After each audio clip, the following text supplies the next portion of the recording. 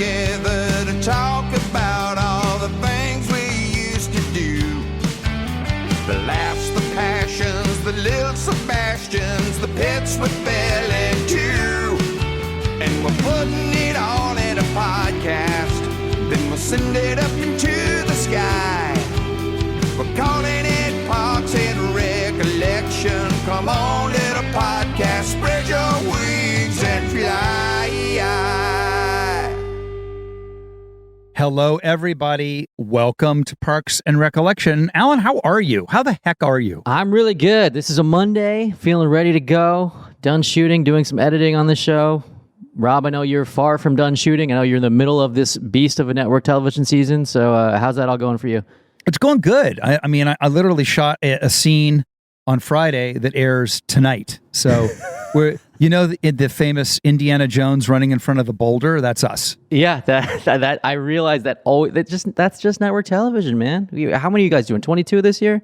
We're doing 18. 18, by the way, is the new 22. 18 is the new. That's the number of episodes total I want to do for a series. It's 3 6-episode seasons. That sounds great. Sounds over the course great. of 7 years. I know, but we got a good one. We got a good one today. Today we're doing Time Capsule. That's right.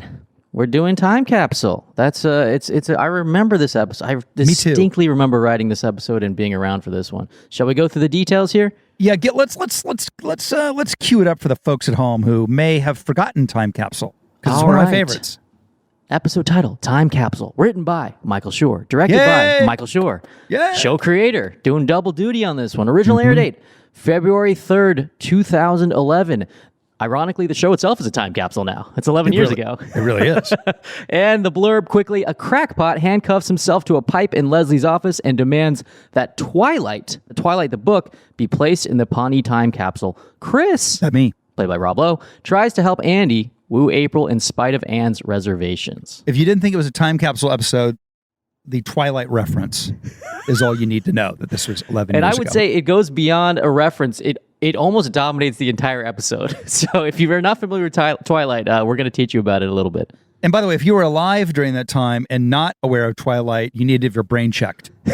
It was massive. Just massive. I remember I was working on a show called Brothers and Sisters, and Callista Flockhart would run to the corner after every shot was done to read this book, Twilight.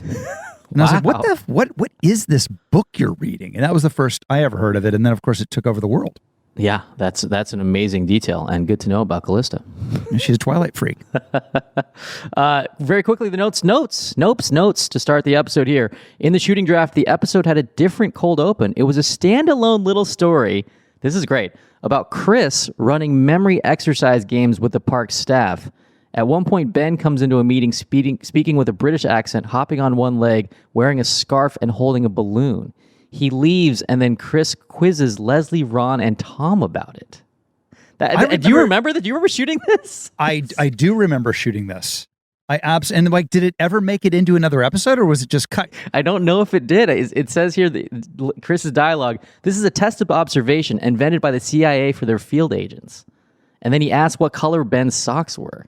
Well, I really remember it because when we asked Tom, he was like, oh, it's a 3-button suit. It's an Alfani charcoal pinstripe of 2004, flared lapels, paisley pocket liners, and I wouldn't be caught dead in it.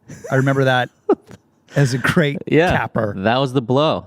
So we just did kind of a recreation of that cold open, and you guys never saw it. So that's kind of interesting for this episode. I think we, again, ran short on time, so that's why that got cut. Second notes. When Leslie is listing former town slogans, we get the first mention of Zorp, who we will later learn is Zorp the Surveyor. This was the cult that was in Pawnee, and he was a 28-foot-tall lizard god. A cult called the Reasonableists took over Pawnee in the 70s. That's referred to later. But we never did an episode about that, did we? I think they just keep getting mentioned over and over again. And so this is just the beginning. I would have loved to work with that big lizard. Yeah. We spend millions of dollars on CGI and then cut that also. It was a cold open. This is also the first appearance of the character of Oren. He's introduced, but only by name. We see him for the first time, one of April's friends, in episode 9 of season 3. One of my favorite characters. An amazing character. And of course, this episode was released in the heat of the Twilight movie craze. It came out 6 months after the release of the Twilight Saga Eclipse and 9 months before Twilight Saga Breaking Dawn.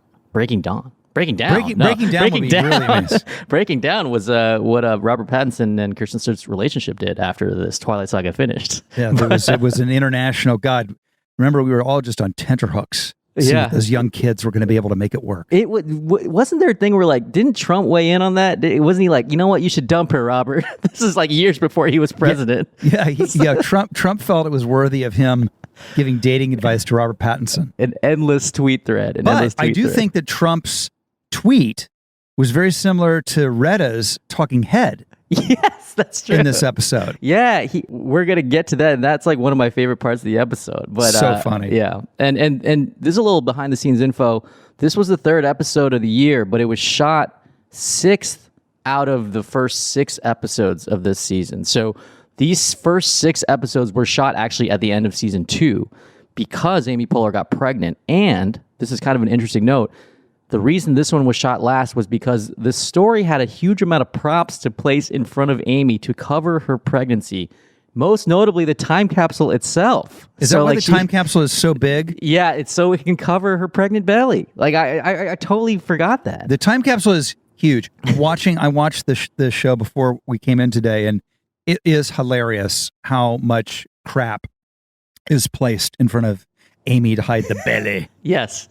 Yeah, hopefully, if you were watching it after this episode, then take note of that. But if you've already seen it, then I guess just watch it again and take note. But it's amazing. All right, so synopsis of the first part of this episode. Leslie's organizing a Pawnee time capsule meant to be open 50 years in the future and filled with items that encapsulate the spirit of the town. A citizen named Kelly Larson, played by Will Forte, comes to Leslie's office and makes a passionate plea for the Twilight books to be included.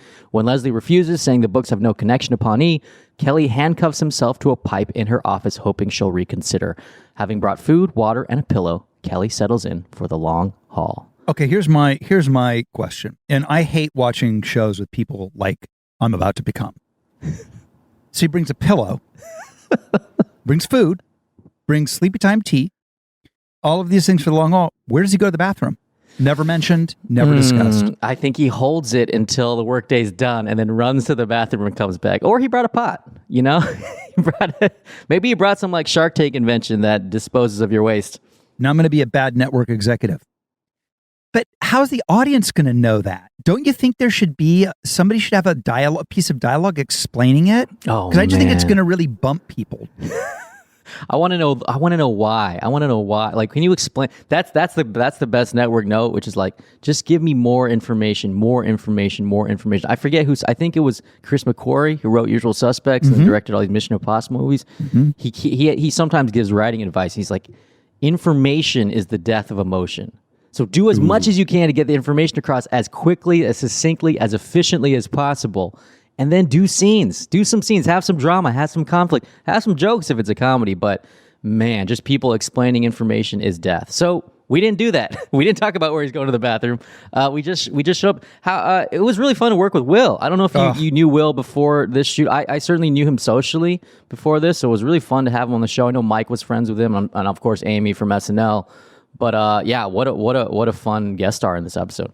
You know, the part of having your story is siloed off, because Chris's story is is completely separate to the episode's true B story, is that I did not get to work with the great Will Forte. And it's great for scheduling because you don't have to work every day because you're doing your own story. But when guys like Will came in, I was like, I want to work with Will Forte. Yeah, you're like, I'm not in the story with Will. Like, you know, that happens. So, but it is such an arbitrary thing. Like, I think the audience doesn't necessarily know that, but it's all kind of split up into, you know, and if it's Rob, you know, having his own story, we tend to shoot him out in, you know, the 2 days that he needs to shoot that. And then Will's shooting the other day. So they just never intersect. But I just remember distinctly before this episode, you know, we were talking about MacGruber, which had come out pretty recently. And, you know, people didn't know this at the time because, you know, it ended up being this classic, I think. Yes. But, you know, we loved the movie, and I went down to talk to Will. We're like, man, MacGruber's so funny. Like, we can't, like, it's an amazing movie. And he was just like, yeah, I wish more people had seen it so we could make more of them. But what he didn't realize is it had legs. And years later, he was able to make a show a MacGruber show for Peacock, which Parks is also on now. So it all tied together in the end. It's a great, I mean, as I go back and I look at all these shows and we do this together, Alan, the thing that just always blows me away is our bench of supporting actors, of guest stars. I don't know any other comedy that had this level consistently of just killers. Yeah, that came in. It's massive. It's massive. And yeah, I've been working on this movie helping with the movie very briefly with Bill Murray in it. And I was like, where did I meet him before? It's like he was on Parks. It's like there's so many people. It's like they're just on Parks. Like you know, it's outstanding. And I don't know. It really is. I don't know. It's a testament to the show and testament to the environment that Mike and Greg created. There's an interesting thing where this episode starts with a title card that says Wednesday, and it's like it's not really necessary. No. And the story behind that is the episode originally started with a flash forward. Like it started with like a bunch of people arguing, like time capsule stuff. You didn't know what was going on, then you flashed back, but that was scrapped in editing. So that was the episode was scripted as like, some movies do this, like Hangover or Reservoir Dogs or American Beauty. You start, something crazy's happening. They wake up and there's like a tiger and Mike Tyson and whatever, and then you flash back. So that was kind of the intent in the writing of this episode. And then I guess it was abandoned. I guess at some point they're like, I don't think we need to do this. It made me laugh. It's such a like hackneyed dramatic trope to do the smash to black with like Wednesday on it, which it made me laugh out loud because it's so self-serious. It's so good. It ended up working in like a sort of ironic way, which is really very, very important things we're dealing with. Yes. And then let's talk about the Donna talking head really quickly, because we love the idea that she loved Twilight and it kind of unlocks something about her character moving forward. But she just, I mean, I will literally list the talking head now. I love any book about vampires, werewolves, monsters, zombies, sorcerers, beasties, or time-traveling romances. And if I had 1 hour alone with Robert Pattinson, he would forget all about that Skinny Legs McGee. I'll tell you that much.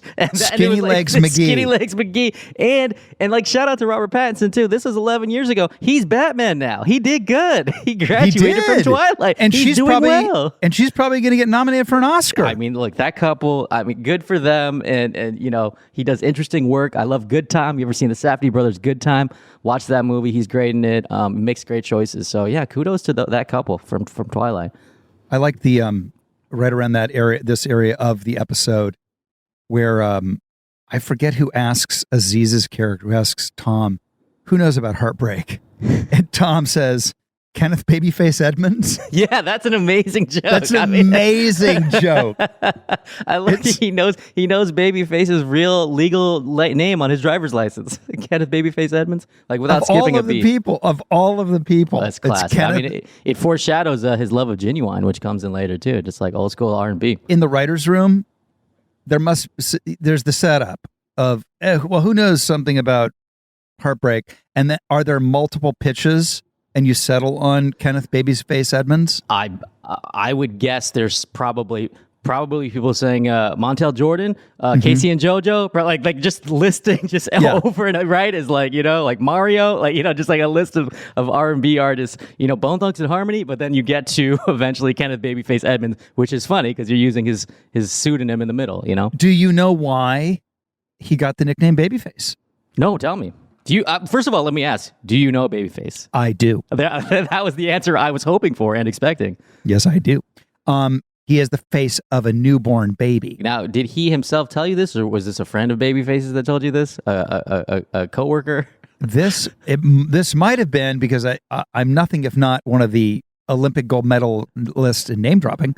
It might have been David Foster, his longtime music producer. David one successful producer telling you stories about another, that's the Rob Lowe story there. Yeah, there you go. And come for the Parks and Rec trivia, stay for the Kenneth Babyface Edmonds trivia. Parks and Recollection. Put that in an ad. All right. Yeah.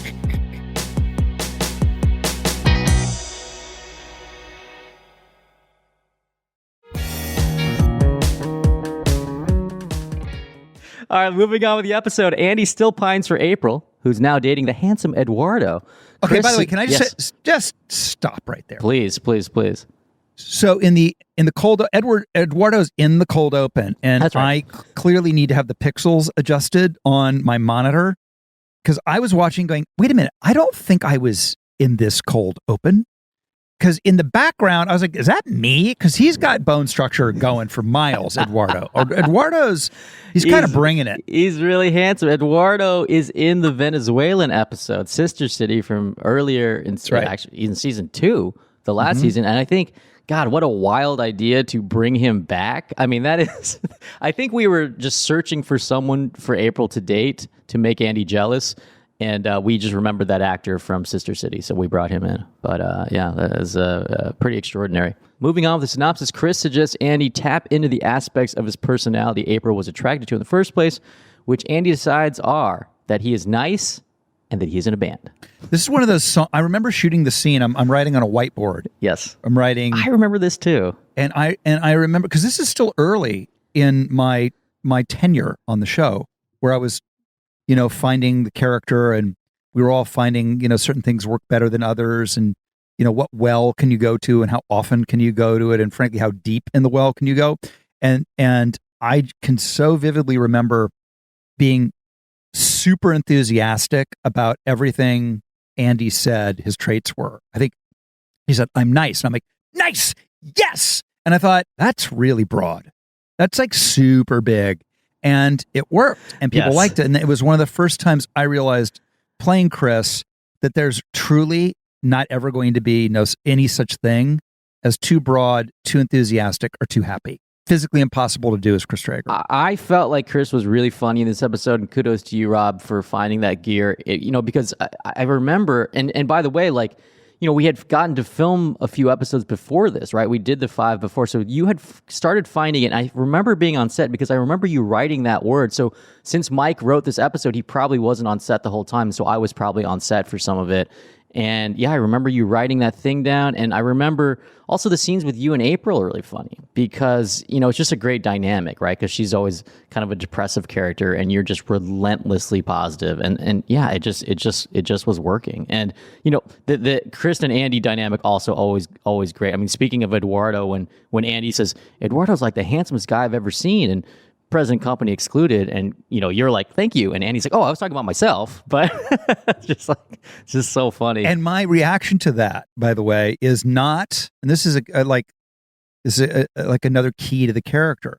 My reaction was not to be taken aback or to be like, oh, I can't believe you said. My reaction was to be like super enthusiastic that he thought he was good looking. Yes, even don't be down about that. It's like, oh, even better. I should have thought of that. Yeah, I should have thought. Yeah, I excuse me for not assuming that. But this is kind of start of a Chris and Andy friendship in some ways. It's very cute, and there's that talking head where you're talking about the little toe shoes, and then he's in the background pretending to be a monkey, and it became like a popular GIF, became like a meme in some ways. I don't know. Super if you've seen big meme of him running around like an ape. I remember Pratt, when I saw Pratt run like an ape, it's one of the funniest.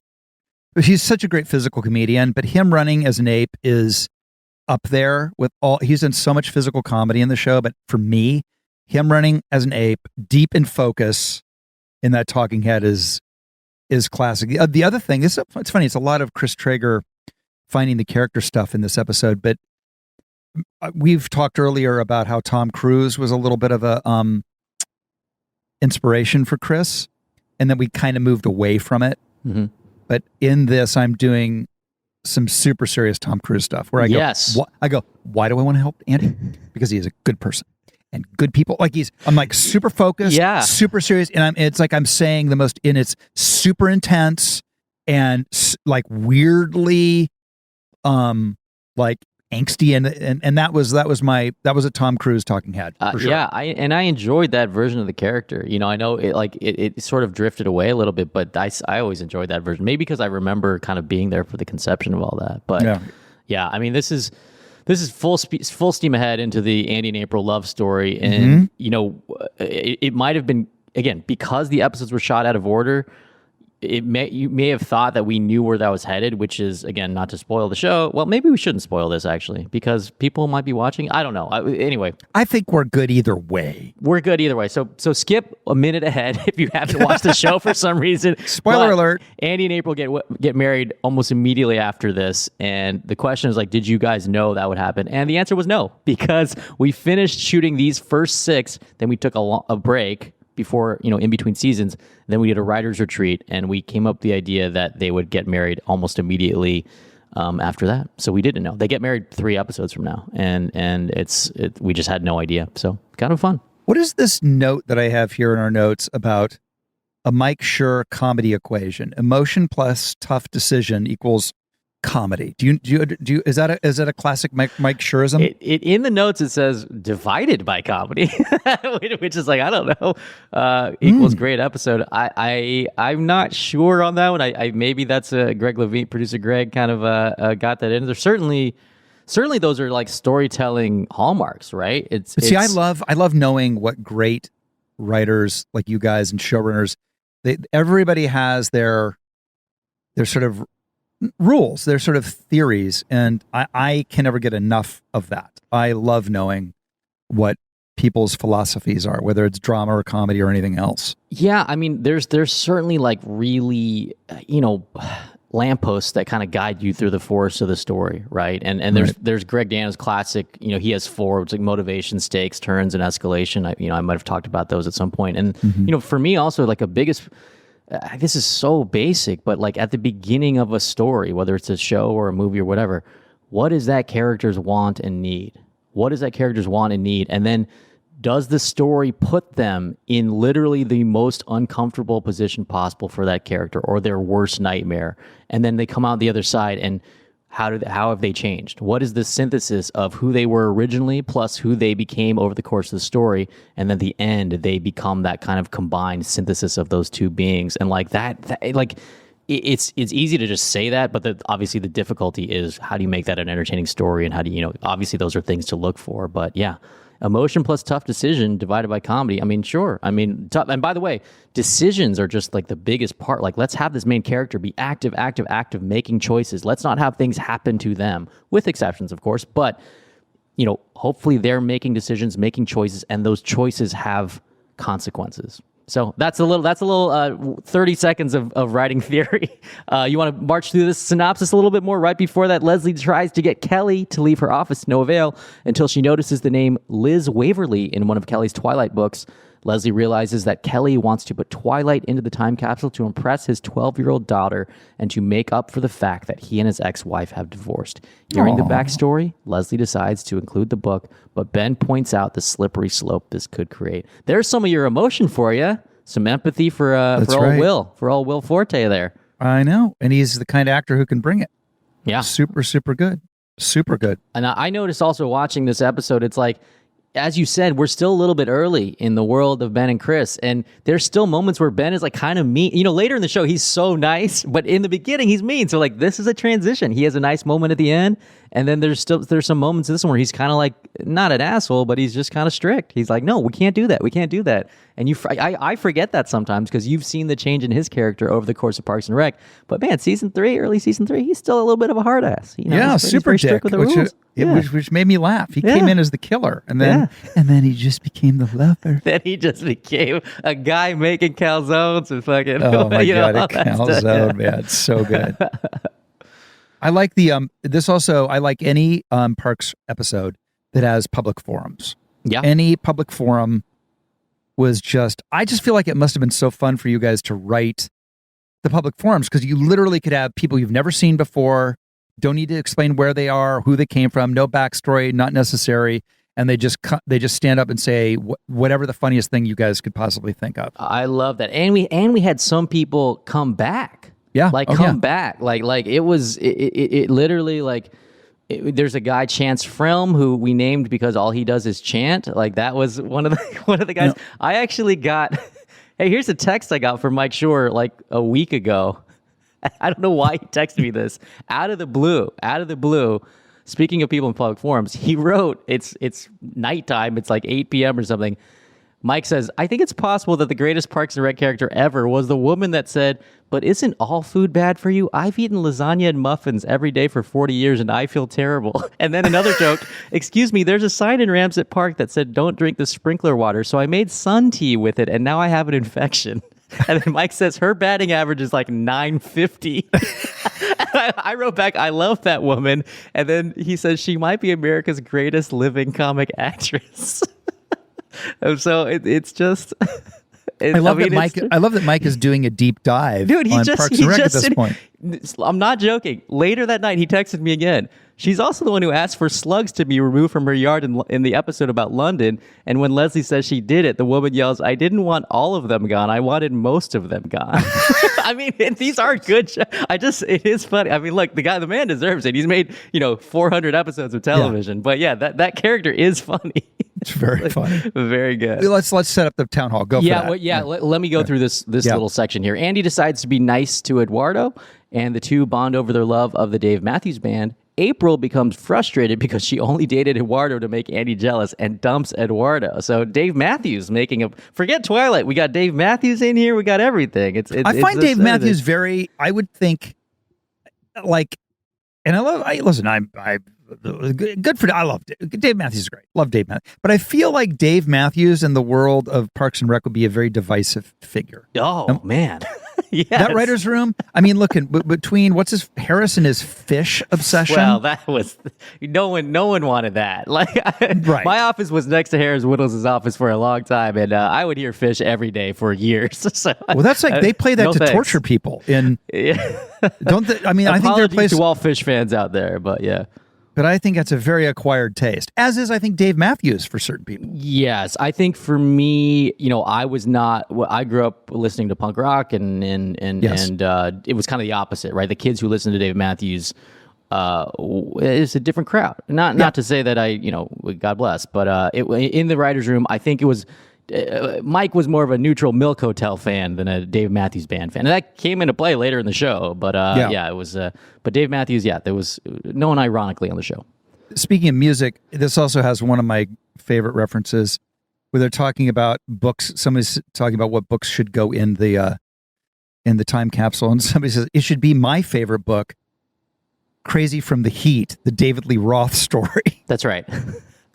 Makes me laugh. I believe that was I could be wrong. I believe it might have been a Katie Dipple joke, but it's also funny that this citizen brought that book, like not knowing, like just had it with her, and because who knew that would come up? She just had it on hand, which is like a lot of. At a certain point, the show becomes a cartoon, and it's okay. It's like this goes to my favorite thing is we've talked about this before. The more cartoony, the better I like it. Maybe it's because I'm just not as intelligent as other people are, but I love Amy, to me, there are times when Leslie Knope literally feels to me like SpongeBob SquarePants. Yeah, and what I think that's one of the secret sauces of the show is it has appeal to different types of comedy fans. It's got some subtler stuff. It's got a nice blend of a little bit of real emotion. It's got some great acting. It's got great actors in it who can do dramatic acting. But it also it's fast and funny, man. It's really fast and funny, and I think that's one of the secret ingredients. So to introduce this public meeting aspect, to make things right, Leslie decides to hold a public forum so citizens can make suggestions for capsule items. The meeting descends into chaos when the citizens begin to argue over including absurd and random objects that have nothing to do with the town. Leslie tries to compromise by making multiple time capsules, but ultimately decides to stick to one capsule and include nothing in it except a video recording of the meeting itself, saying it represents Pawnee because it shows a lot of people with a lot of opinions arguing passionately for what they believed in. That's very Mike Schur. Isn't this like a precursor to The Good Place, Brooklyn, everything? It's like it's clever, and it's also glorifying in a good way, the process, right? Glorifying people figuring out a solution that finds common ground, right? Yeah. And also, we mentioned earlier, Chance Frelm, one of these, he's a gentleman with a mustache and a beard, and he asked for his cat Turnip's ashes to be included in the time capsule, and he tries to get the "except for turnip" chant going. There's also a stealth Marsha Langman appearance who is the head of the Society for Family Stability Foundation, the SFSF. She's in a lot of episodes coming up because she's kind of represents kind of the conservative. Was this her first? I don't know if this is her first appearance. I think she might have done one other one, but then she has sort of big appearances in episodes later on down the road. Yeah, she's super funny. Oh, I mean, that character is a great character. And we have, okay, so there's a list of items. Donna is at a big board, and the items include Pawnee High Trophy, Yearning, a fragrance by Dennis Feinstein, Mayor Gunderson's dog leash. Remember, we mentioned Bill Murray earlier, who plays Mayor Gunderson. Blueprint for the Airport, Sweetums Candy, Crazy Ira's Rubber Chicken. And there's a note from producer Greg. This might be the first mention of Crazy Ira. He appears in real life in the next episode.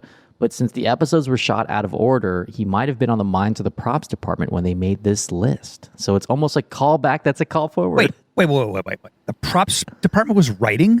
The props sometimes.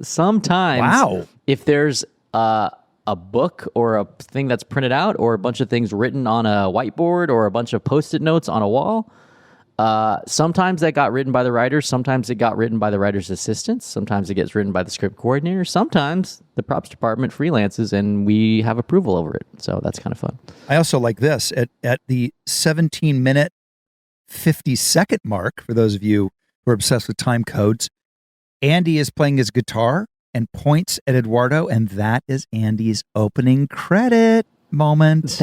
I love those. Those are Easter eggs to me. Like there's the face that Tom makes, and I think you're pointing, right? I remember you're wearing a tie. It's like, yes, pointing. Yeah, it's pointing, and then there's Ben. It's like shrugging his shoulders. Anyway, I could go on and on. I just like it, but that's also a thing. We changed the opening credits at a certain point to make them more exciting and happier. And so this Andy moment was probably added because I think he used to be shown like with broken legs at some point. But yeah, so it was a turning of a new leaf for Parks and Rec, and that was Andy's moment. There's also just a kind of a sadder Easter egg. One guy says when they uncover this time capsule, who knows what's going on? People might be wiped out by disease or the flu. It's almost a dark COVID foreshadowing. Yes. kind of horrifying watching that. I'm so tired of people talking about The Simpsons predicting the future. Yeah. What about us? Yeah, it was in there. I was like, oh my God, this is dark, man. I don't want to think about that. Yeah. And they also, in that sort of Mike Shore flourish at the end where they put in a video recording of the town hall itself. I noticed that it looked to be a DVD. So I hope they still have DVD players in 40 years. Not a lot of DVDs happening now even. So I'm not sure what will happen in another 40 years. I was also shocked that we're going to put it in for the future 50 years.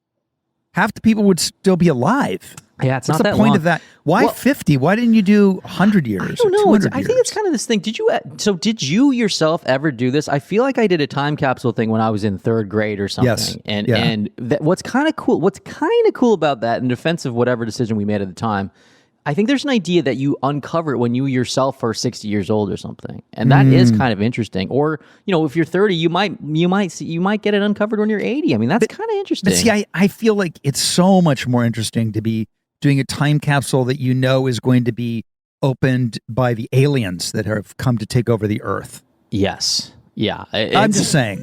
I mean, 500 years would be also be interesting. It's like will they be able to read the English on it? It's like will people look different? Yes. but no, I feel you. Or I always like that. Just a total tangent, but I always like when they shot out that stuff into space, and it's like have the aliens look at it like what is that stuff? Like that's so crazy. That's just I don't know. I like do some research on that. That is actually an interesting thing that they sent out into space. It's like.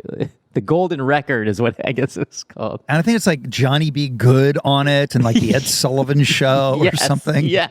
That's a pretty big honor. It's like, hey, we think human beings should see this. I wrote a song so good that it was used as a representation of human culture. Oh, that's cool.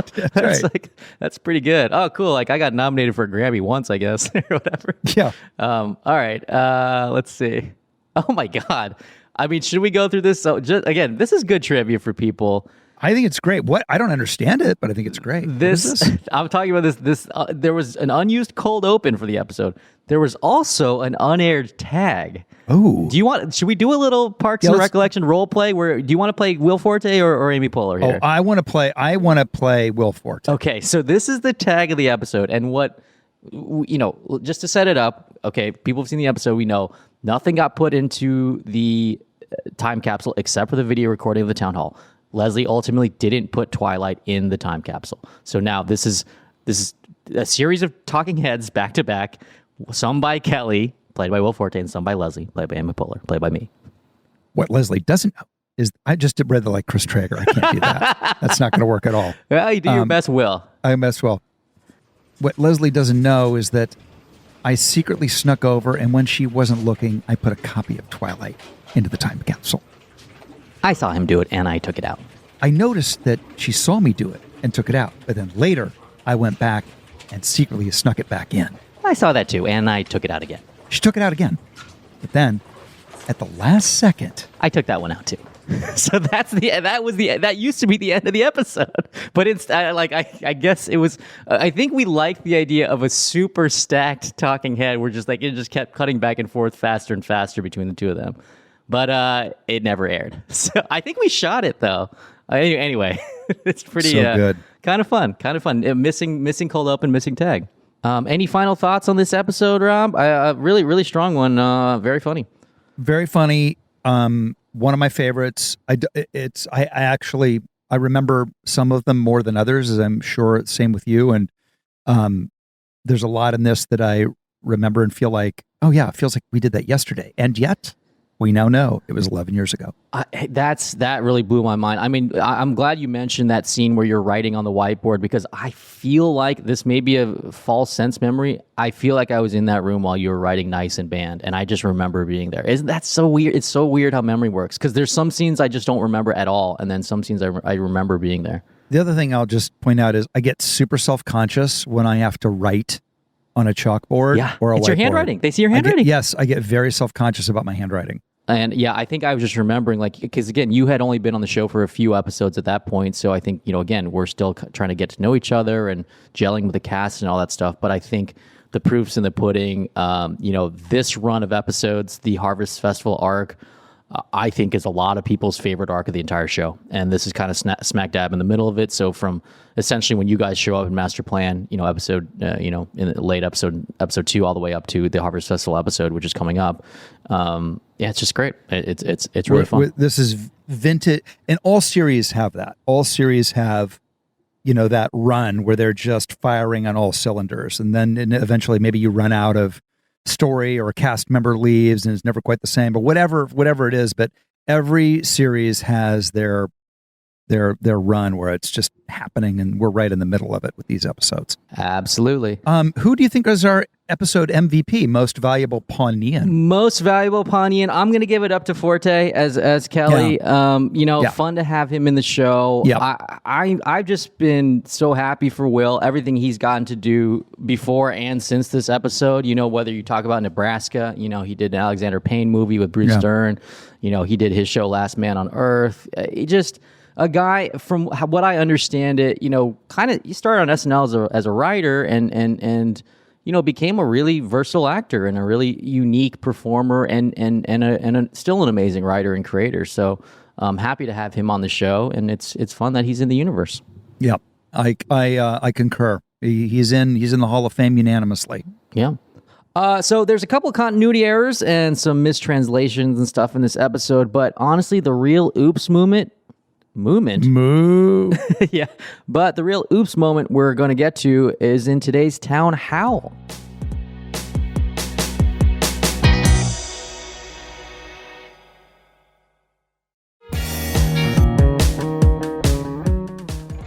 Do you want to go to the town hall? I think you do. All right, should we take a trip to the Town Howl?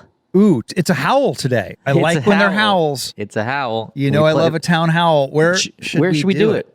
I think we do it inside the hole they bury the time capsule in. Well, I was going to say we do it in the actual time capsule. Oh, let's do it in the capsule. Can we put an echo effect on this to make it sound like we're in a metal cylinder? I love it. Schulte says yes. The wide echo effect.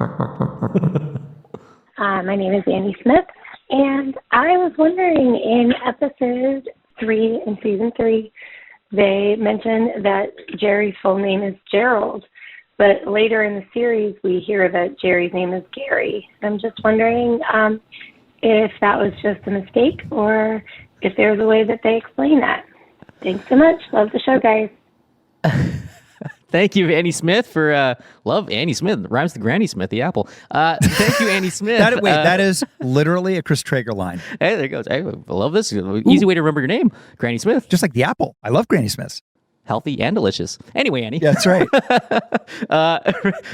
Really good question, and I have two answers for you.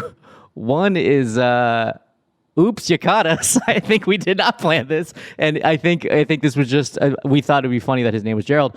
But the second, more fun answer is, in my headcanon, Jerry's mother also made fun of him and called him Jerry, and then called him Gerald at some point. But yeah, I think this was purely just a mistake because the Gary joke comes later and later and later. So I think we had just either chosen to forget about this or forgotten about it, and it was lost to the sands of time. But yeah, thank you for the question. Thanks for the howl. Yeah, Andy Smith. So yeah, hope you're enjoying your rewatch. We've been enjoying watching it with you. Thanks for listening, everybody. Subscribe where you get podcasts. 5-star review at Apple, please. Thanks to producer Greg, producer Schulte. Goodbye from Pawnee. Goodbye from Pawnee. We will see you next week. Another great episode coming up.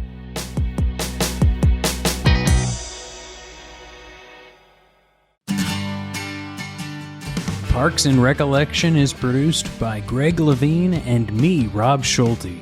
Our coordinating producer is Lisa Berm. The podcast is executive produced by Alan Yang for Alan Yang Productions, Rob Lowe for Low Profile, Jeff Ross, Adam Sachs, and Joanna Solitaroff at Team Coco, and Colin Anderson at Stitcher. Gina Batista, Paula Davis, and Britt Kahn are our talent bookers. The theme song is by Mouse Rat, aka Mark Rivers, with additional tracks composed by John Danik. Thanks for listening, and we'll see you next time on Parks and Recollection.